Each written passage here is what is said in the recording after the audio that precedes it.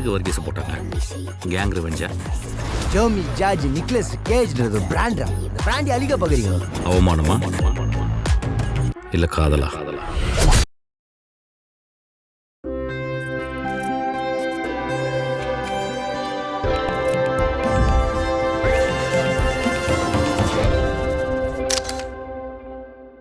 வணக்கம், நான் உங்கள் ராகவ்குமார். இது தீபிகா அதிர்வுகள். மீண்டும் ஒரு விமர்சனத்தில் உங்களை சந்திப்பதில் மகிழ்ச்சி. இந்த வாரம் நாம் பார்க்க போகிற படம் பரிமளா அண்ட் கோ. இந்த படத்தில் நம்ம நம்ம ஜெயராம், அப்புறம் ஊர்வசி, இவங்கெல்லாம் முக்கிய கேரக்டரில் நடிச்சிருக்காங்க. இந்த படத்தை பசங்க டைரக்டர் பசங்க படத்தை டைரக்ட் பண்ண டைரக்டர் பாண்டிராஜ் இந்த படத்தை டைரக்ட் பண்ணியிருக்காரு. இந்த படம் எப்படி இருக்குது அப்படிங்கிறத பார்க்கலாம்.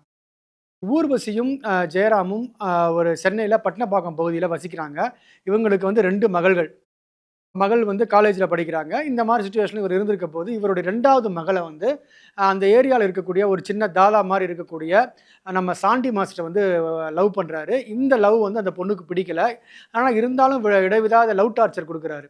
ஸோ இந்த லவ் டார்ச்சர் கொடுக்கறது அப்படிங்கிறது இவங்க அப்பா ஜெயராம் கண்டித்து கேட்குறாரு. இருந்தாலும் அவர் கேட்ட பாடில்லை. தொடர்ந்து பின்னாடியே ஃபாலோ பண்ணி டார்ச்சர்லாம் கொடுத்துக்கிட்டு இருக்காரு. இந்த சுச்சுவேஷனில் இவங்க என்ன டிஸ்கஸ் பண்ணுறாங்க அப்படின்னா, ஒரு நாள் இவரை கொலை பண்ணிடணும் அப்படின்னு டிஸ்கஸ் பண்ணுறாங்க. அப்படி டிஸ்கஸ் பண்ண மறுநாளே பார்த்தா அவர் ஒரு இடத்துல கொலை செய்யப்பட்டு கிடக்கிறார். பிரபல ரவுடி வர்கீஸ் மர்ம நபர்களால் கொலை செய்யப்பட்டுள்ளார். வேற யார் மேல சந்தேகம்? பரிமளா ஃபேமிலி.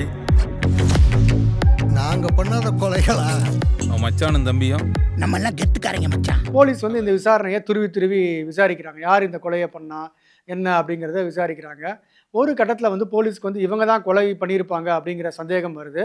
இவங்க 4 பேருமே இன்னொருத்தர் தான் கொலை பண்ணியிருப்பாங்கன்னு நினைக்கிறாங்க. இவங்க அவங்கள நினைக்கிறாங்க. இப்படியே இந்த படம் போயிட்டுருக்கு. இறுதியில் யார் கொலை பண்ணாங்க அப்படிங்கிறது தான் இந்த படத்தோட படம். ஆனால் இந்த திருஷ்யம் படத்தை மைண்டில் வச்சு தான் இந்த படத்தை எடுத்திருக்காங்க. திருஷ்யம் படத்தையும் இங்கே லைட்டாக அவங்களே டீகோட் பண்ணுறாங்க. இருந்தால் கூட திருஷ்யம் படம் மாதிரி இருக்கணும்னு அவசியம் இல்லை. இது காமெடி படமாக இருக்கலாம் அப்படின்னு காமெடியை ட்ரை பண்ணியிருக்காங்க. ஒன்று த்ரில்லராக இந்த படம் ஸ்ட்ராங்காக இருந்திருக்கணும், இல்லை காமெடி த்ரில்லராக இந்த படம் வந்திருக்கணும்.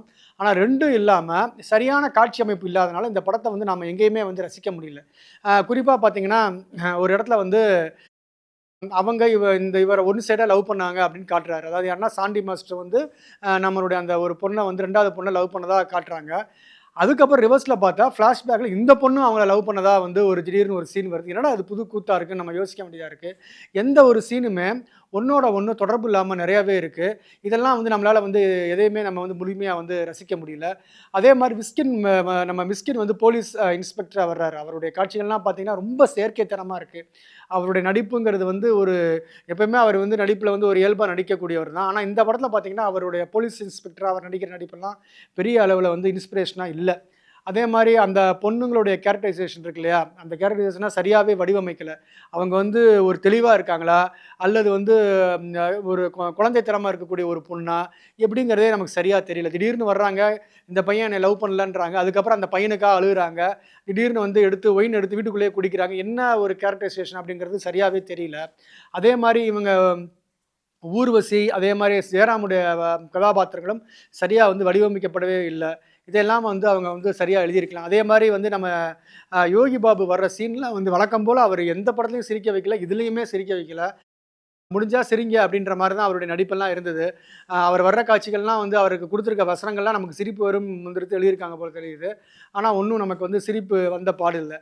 ஏன்னா அவர் வந்த காட்சிகளில் ஒரே வசனத்தையும் ஒரே விஷயத்தையும் தான் திருப்பி சொல்லிக்கிட்டே இருக்காரு. அதில் பெரிய ஒரு ஈர்ப்பும் இல்லை. மனசாட்சியை தொட்டு சொல்லு, நீதானேடி? சத்தியமா நான் பண்ணலப்பா. அப்பா சத்தியமா, அம்மா சத்தியமா நான் இல்லப்பா. போலீஸ் வருவாங்க, கேள்வியா கேட்பாங்க. இந்த கொலைக்கு நமக்கும் எந்த சம்பந்தமுமே இல்லைங்கிறத சொல்லிடணும். ஆனா நம்மள யாரோ ஒருத்தர் தான் கொலை பண்ணிருக்கோம்.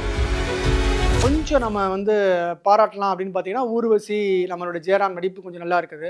மற்றபடி இதில் பெரிய அளவில் பாராட்டுறதுக்கான ஒரு விஷயங்கள்லாம் இல்லை அந்த படத்தில். அதிலும் குறிப்பாக பார்த்தீங்கன்னா இவங்க நம்ம ஜெயராமும் ஊர்வசியும் மலையாளத்தில் நிறைய படங்கள், வெற்றி படங்கள் கொடுத்துருக்காங்க.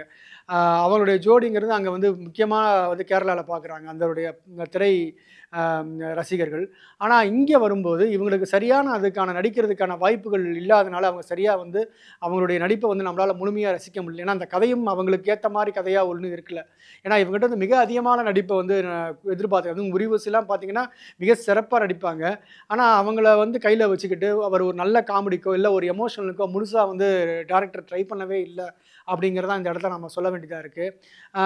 அதே மாதிரி நான் என்ன சொல்கிறேன் அப்படின்னா, கடைசியில் வந்து பார்த்திங்கன்னா என்னத்தையோ கதையை வந்து காமெடியாக போகுது, அப்புறம் த்ரில்லராக மாறுது, அப்புறம் வந்து காமெடியாக த்ரில்லராக நமக்கே குழப்பம் வந்ததுக்கப்புறம் கடைசியில் வந்து ஒரு சின்னதாக ஒரு கருத்தோடு இந்த படத்தை முடிக்கிறாங்க.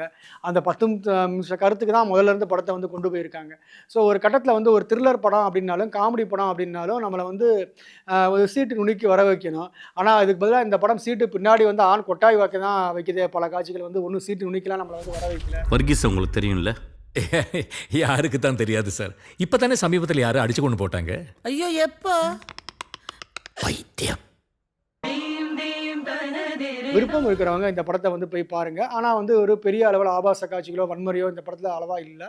விருப்பம் இருக்கிறவங்க இந்த படத்தை போய் பாருங்கள். நன்றி, வணக்கம். மீண்டும் அடுத்த ஒரு விமர்சனத்தில் உங்களை சந்திக்கிறேன். உங்களிடமிருந்து விடைபெறுவது ராகவ் குமார், தீபிகா அதிர்வுகளுக்காக. நன்றி, வணக்கம்.